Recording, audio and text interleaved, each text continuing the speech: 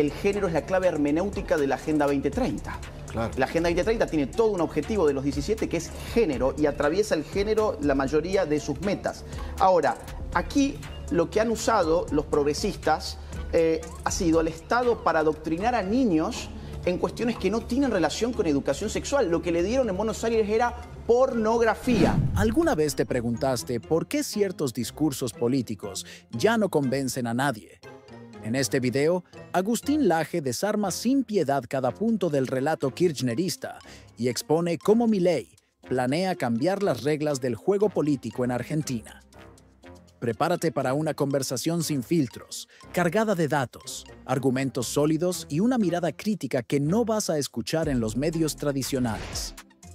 Esto no es solo opinión, es un llamado a ver la realidad como es. ¡Arrancamos!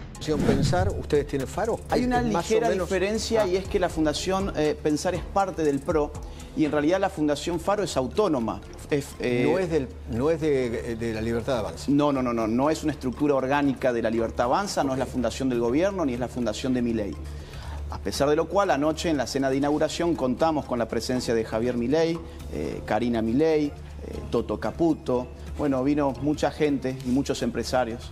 Se dijo sobre esa comida ayer cobraron $20.000 la mesa, ¿cómo era? No hubo un precio fijo del cubierto. Okay. Tenemos muchos empresarios y de los más importantes del país que se han comprometido y que están apoyando económicamente a la Fundación Faro, incluso mucho más allá de la cena de anoche, pero por razones de seguridad y de no vamos a dar nombres propios ni vamos a revelar montos. Lo que sí son todos donativos que son en blanco, bancarizados.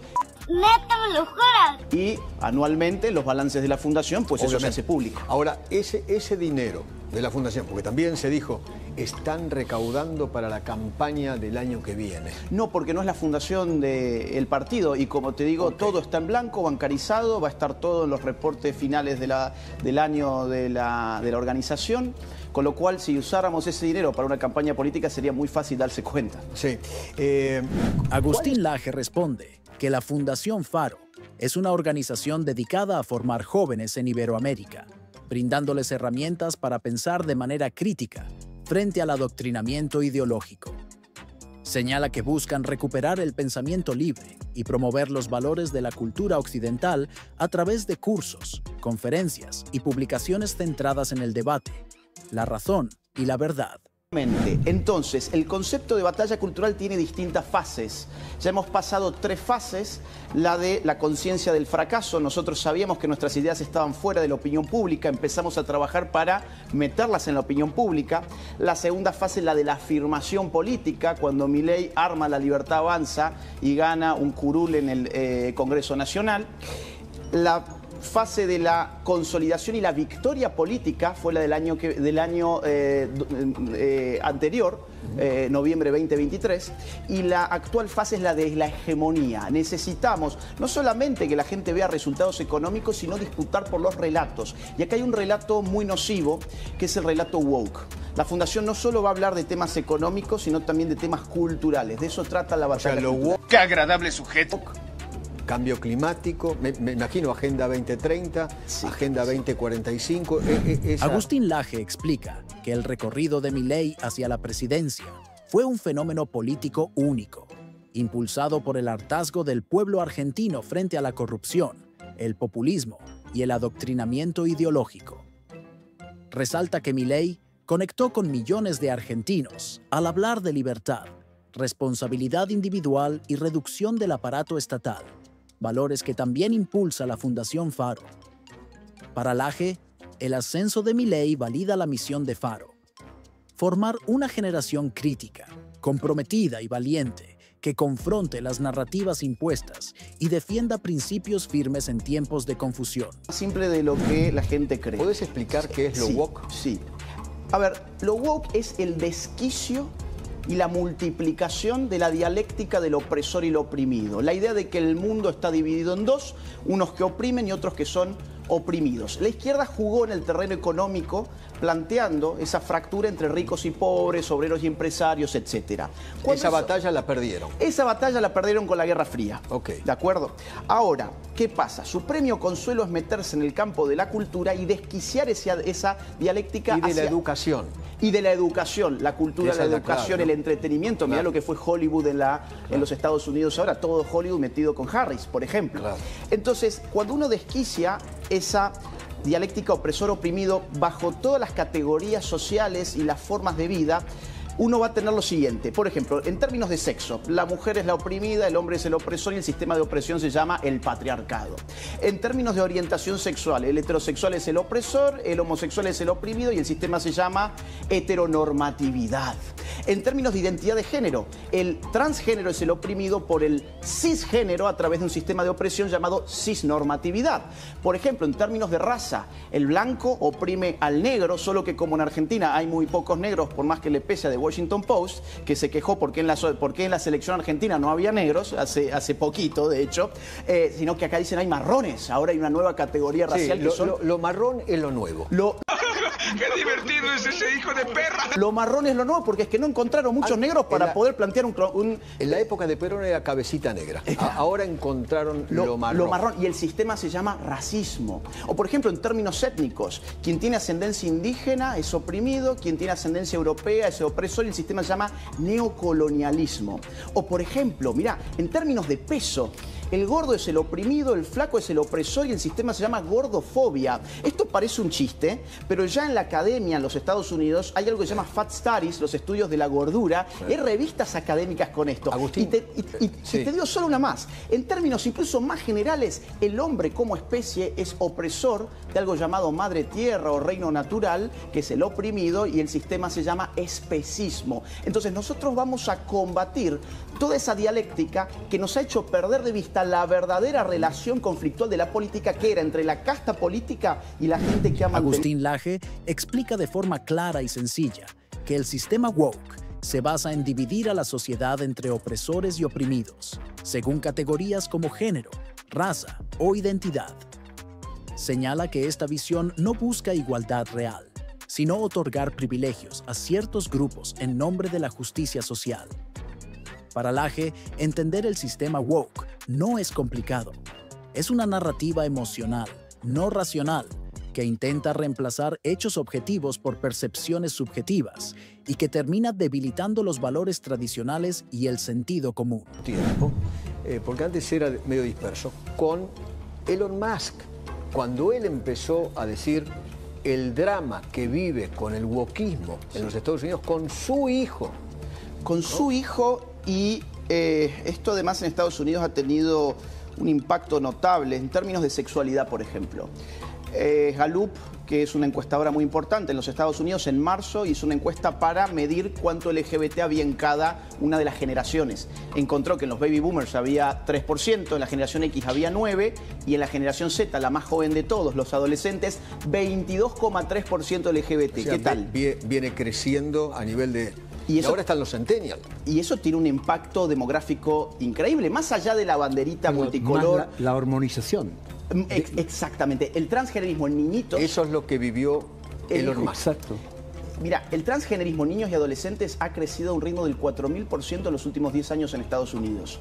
Cuando hablamos de transgenerismo no es simplemente autopercepción, es que el niño se le invita desde el colegio incluso muchas veces a cambiar su nombre a espaldas de sus padres, a hormonizarse. A espaldas de sus padres. A espaldas de sus padres y muchas veces en distintos estados, sobre todo los más progresistas, California, por ejemplo, si el padre se niega le quitan al hijo. Cirugías para niñitos. En redes sociales estas fotos no se pueden mostrar, yo las tengo. Agustín Laje explica que la batalla cultural actual gira en gran medida alrededor de la ideología de género, la cual considera una construcción política que busca imponer una visión del ser humano desligada de la biología. Señala que esta ideología no solo se limita al lenguaje o a los derechos individuales, sino que intenta transformar la cultura, la educación, las leyes e incluso la estructura familiar. Para Laje, esta batalla no es menor. Es una disputa por el sentido común, por la verdad y por el futuro de la sociedad. El wokismo en la República Argentina tiene que ver con lo que pasa con la ESI. Por ejemplo, lo de la provincia de Buenos Aires. Sin dudas, porque es el Estado diciendo que él debe educar sexualmente al niño, pero se pasa de rosca porque no simplemente le habla de temas con los cuales estamos todos de acuerdo, porque que el la niño ESI conozca la fisiología. ¿Vas a coincidir conmigo que la ESI está bien? Depende qué entendamos por ESI. No, claro, por eso, pero no como se está aplicando ahora. Exactamente. A ver, otra vez, estaríamos todos de acuerdo en decir el niño tiene que conocer fisiología sexual, anatomía sexual, cómo prevenir embarazos adolescentes. Como que nadie lo toque, etcétera. Que nadie lo toque, las ETS. No. Acá lo que están haciendo es meter algo llamado ideología de género, que es la rama más importante del wokismo hoy en día. De hecho, según CEPAL, el género es la clave hermenéutica de la Agenda 2030. Claro. La Agenda 2030 tiene todo un objetivo de los 17 que es género y atraviesa el género la mayoría de sus metas. Ahora, aquí lo que han usado los progresistas ha sido el Estado para adoctrinar a niños en cuestiones que no tienen relación con educación sexual. Lo que le dieron en Buenos Aires era pornografía. Explícita. Que no te dejan hoy publicar en redes sociales porque te bajan la cuenta. Yo no puedo hablar de esto en YouTube, por ejemplo. ¿De acuerdo? Yo tengo un canal bastante fuerte en YouTube. No puedo mostrar el libro que Kicillof le da a los niños porque YouTube entiende que eso es pornografía, pero Kicillof entiende que eso es educación sexual. Con la excusa de los padres ausentes. Entre otras cosas. Peor, entre otras cosas. Mira, peor. Con la excusa de que eso de todas formas el niño en su habitación lo va a ver. Con un clic. Claro, como lo va a ver con un clic, entonces que el docente se lo muestre en el curso. Exacto. Pero por favor, educar es educar en valores, en virtudes. Y si uno lee, a ver, yo ni siquiera me animo a repetir las cosas en vivo de lo que ese manual dice, pero son un horror. Son verdaderamente horripilantes y cuando uno ve que es para un niño de 14 años, es todavía peor. Agustín Laje menciona lo contradictoria e hipócrita que se ha vuelto la sociedad actual, especialmente en las plataformas de difusión y redes sociales. Denuncia que muchos contenidos realmente educativos, como los relacionados con la educación sexual desde una perspectiva crítica o biológica, son censurados o etiquetados como pornografía, mientras que otros contenidos explícitos y realmente perjudiciales se mantienen sin restricciones. Para Laje, esto evidencia una agenda selectiva y sesgada, donde se protege lo ideológico y se castiga lo que busca informar desde la ciencia o la razón. Y es lo que no se revela. La idea del LGBT y el paradigma del género muchas veces trae aparejado una apertura de una puerta de la idea, bueno, si yo me puedo autopercibir una mujer, si yo puedo declarar que el amor es el amor y lo único legítimo en una relación es que el deseo sea cumplimentado, pues ¿qué tiene de malo un adulto que quiera acostarse con un niño? Esto ya se ha dicho, esto no es una especulación mía. En España, donde yo vivo la mitad del año, ya Irene Montero, otrora ministra de Pedro Sánchez, dijo que los niños tienen derechos sexuales a acostarse con los adultos si ellos así lo desean. E incluso hemos tenido pancartas horripilantes en España donde aparece un niñito y donde dice, si no es sexo consentido, entonces es un abuso. O sea, si vos lográs que el niño consienta tener una relación... No es abuso. No es abuso. Lo último, ¿cómo explicás? A ver, ¿qué similitudes hay entre Trump y Milei? Porque en principio, en política económica, no son similares. Bueno, Trump es un conservador, nacionalista, proteccionista, y Milei es todo lo contrario. ¿Cómo se entiende eso dentro del espacio? La política económica tiene su diferencia más notable en cuanto a la protección de la producción nacional, ciertamente, pero en otros aspectos no. Por ejemplo, bajar impuestos. Trump ha dicho que va a bajar impuestos. Bajar, por lo tanto, el gasto público. Y la burocracia. Y la burocracia. Y ese va a ser el rol de un libertario llamado Elon Musk. Entonces, es cierto, hay aspectos donde no son parecidos, sobre todo los aranceles, pero en lo que hace a bajar impuestos, bajar burocracia, bajar gastos públicos y enfrentar algo que allá le llaman el Deep State, que es lo que nosotros llamamos acá la casta, solo que nuestra casta era muy visible. La casta de allá, el Deep State, es bastante invisible, es más difícil. No, la casta, muchos consideran que la casta está en el Partido Demócrata, no en el Partido Republicano. Efectivamente, y fíjate cómo lo financiaron, más de $1 billón, de $1 billón, ¿no? De $1.000 millones, 3 veces más que la campaña Trump, y decían que era la fuerza política de los multimillonarios. Ahora, la coincidencia más importante fuera de lo económico es lo cultural. Ambos van contra las agendas woke y ambos van contra el poder desmedido de los organismos internacionales. El ejemplo más claro es Agenda 2030. Trump, por ejemplo, ya ha anunciado que va a sacar a Estados Unidos de la OMS, que ha estado jugando para China en los últimos años. Entonces ahí hay una serie de coincidencias ideológicas que son muy importantes. Agustín Laje enfatiza cómo Javier Milei y Donald Trump coinciden en varios puntos clave al enfrentar abiertamente al movimiento woke y oponerse firmemente a la Agenda 2030, impulsada por organismos como la OMS. Según Laje, ambos líderes entienden que detrás de ese discurso progresista se esconde una maquinaria burocrática que poco o nada aporta a la vida real de los ciudadanos. Señala que esa agenda no busca proteger al pueblo, sino imponer narrativas globalistas sin sustento práctico, desconectadas de las verdaderas necesidades de la gente común. Que es la Cámara de Empresas Americanas, norteamericanas en Argentina. Expuso ahí el Caputo, otros referentes también. Dijo que está preocupada la Cámara por la institucionalidad, que es tan importante el avance, le reconoce los logros económicos al gobierno, pero por ejemplo señala ficha limpia y dice que es tan importante para el crecimiento de las inversiones también la institucionalidad. ¿Qué pensás?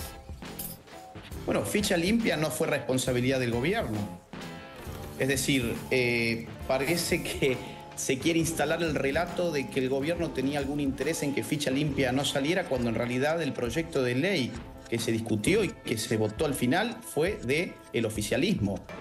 Mira ese potencial. Que además recibió un golpe político precisamente por no haber podido pasar ese proyecto. Entonces, lo primero que yo diría es: no avancemos relatos que no están fundados, pero que no están confirmados, compra que un están relato. muy lejos de comprobarse. ¿L'AmCham compra un relato?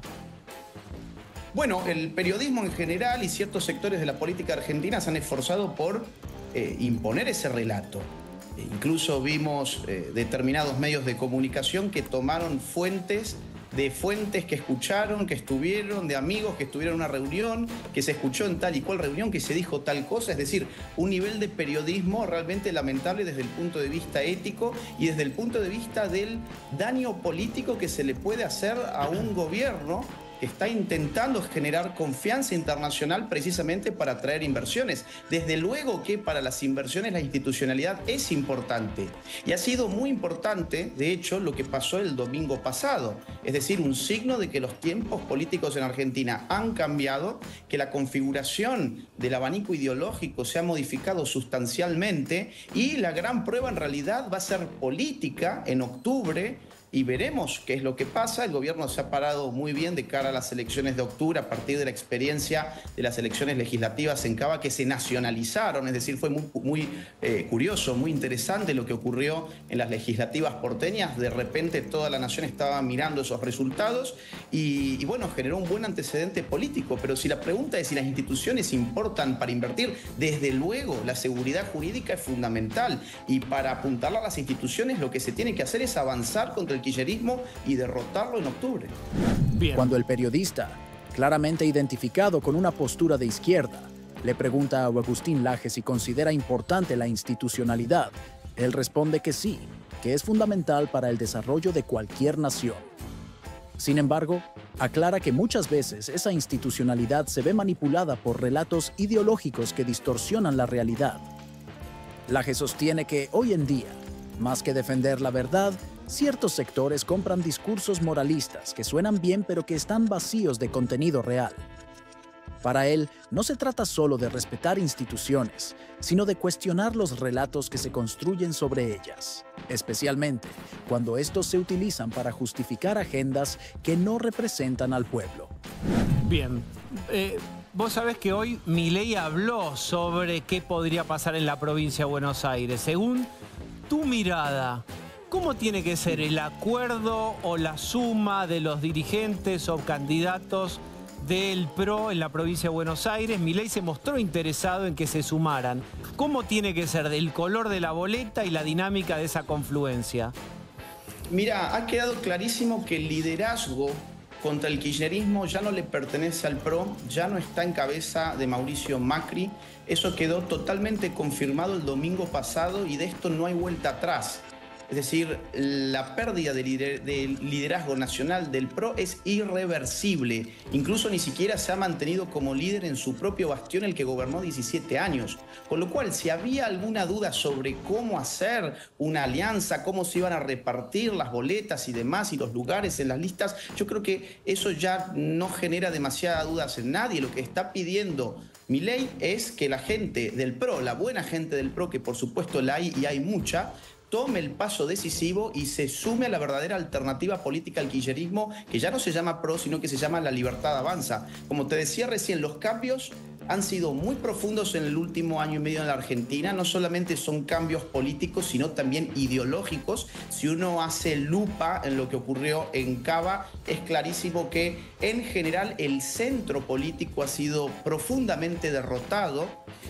No solamente el centro que va por la línea PRO, sino también el centro de sus ex aliados, la Unión Cívica Radical, la Coalición Cívica, y han quedado muy claramente sobre el tablero dos alternativas: la izquierda peronista llamada kirchnerismo y la derecha libertaria liderada por Javier Milei. Eso es lo que se ha visto y es lo que creo que se va a nacionalizar en general en octubre. Agustín, uno desea que las cosas salgan bien. Ante la observación de que el apoyo a Javier Milei no es necesariamente totalitario, Agustín Laje responde con firmeza que eso no le preocupa, ya que lo realmente relevante es que la izquierda en Argentina ha perdido toda relevancia política.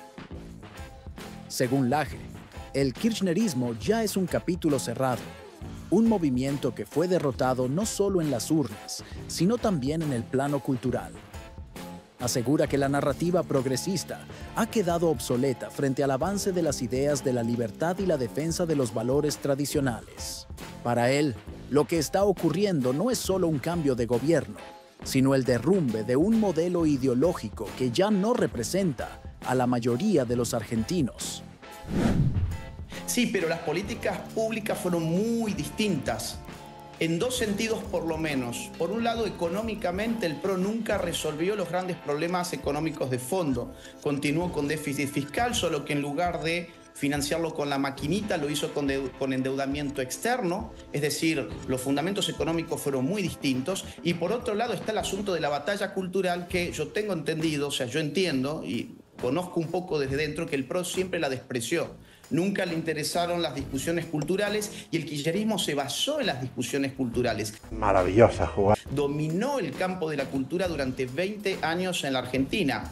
El proyecto de Javier Milei es muy distinto en ese sentido. En materia económica es libertario, tiene otro plan macroeconómico, otros fundamentos económicos, y en términos culturales, político-culturales también. Es decir, ha avanzado con un montón de cuestiones que al principio no se entendían o para muchos no eran entendibles. Por ejemplo, cerrar el INADI, por ejemplo, de financiar a los supuestos trabajadores de la cultura que en realidad eran militantes, enfrentar el curro de los derechos humanos, enfrentar la agenda del setentismo, enfrentar al feminismo radical y todas sus narrativas que tenían caja permanente en un ministerio dedicado a ellas justamente. Es decir, se han avanzado por dos líneas que no tienen nada que ver con lo que hizo el PRO. Yo creo que si el gobierno de Javier Milei gana las elecciones de octubre, se va a parar muy fuerte, con músculo legislativo, para pasar el grueso de sus reformas. Y esto hay que entenderlo. El grueso de las reformas político-económicas del gobierno todavía no las hemos visto. Reformas tributarias, reformas laborales. Hay un sinfín de cosas para hacer en Argentina, pero para las que necesitas músculo legislativo, y por el momento el gobierno no lo tiene. Agustín Laje señala que el gobierno actual aún carece del músculo legislativo necesario para implementar muchas reformas. Sin embargo, destaca que Milei ya está trabajando en fortalecer esta área como parte clave de su próxima campaña. A diferencia del kirchnerismo, que, según él, destruyó las instituciones para sostenerse en el poder, Milei busca construir gobernabilidad real y duradera. Pero para los votantes, para ampliar la base de votantes, esos votantes piensan lo contrario. Por eso, precisamente, esa batalla cultural que estás dando en este momento, ¿no aleja votantes? Mira, no, yo creo que al revés. A largo plazo va a traer muchos más votantes, ha traído una base inmensa de juventud que se ha volcado hacia la derecha, no solo en nuestro país. La juventud se ha volcado hacia la derecha en Estados Unidos, en Europa, se está volcando a la derecha muy rápidamente en otros países vecinos como por ejemplo Chile, Colombia. Entonces la batalla cultural es un plus. Es un punto a favor que obviamente se ven las consecuencias a largo plazo. El kirchnerismo empezó con su batalla cultural en el 2003 y uno podía hacer exactamente el mismo análisis que vos estás haciendo. Esto en realidad no sería contraproducente. Venimos del menemismo. ¿Por qué el kirchnerismo va a generar un giro hacia la izquierda dentro del PJ? Bueno, al final está clarísimo que la hegemonía del kirchnerismo no fue solo política, sino también cultural. Pero fue su dique. Real.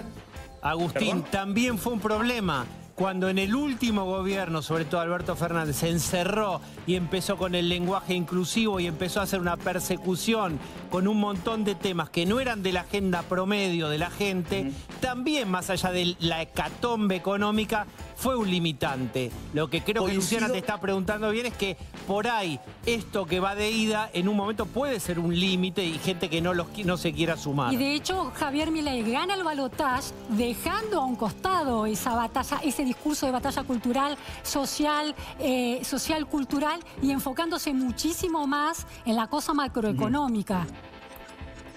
Bueno, a ver, varias cosas, que es muy interesante todo lo que estás diciendo.